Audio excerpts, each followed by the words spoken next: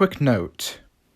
So a lot of people are probably wondering, weird guy, what happened with Frowny Fox? Marcia Roger does revive him, but not on screen.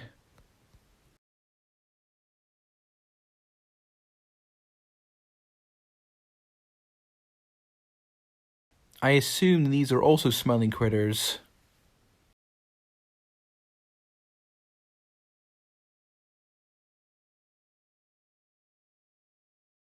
Shall we revive them?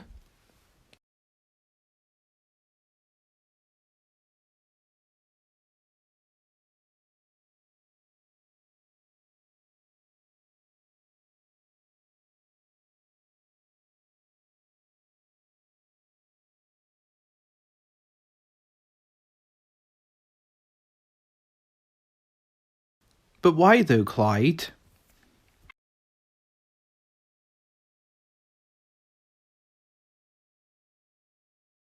Hold on a second, where's Daniel?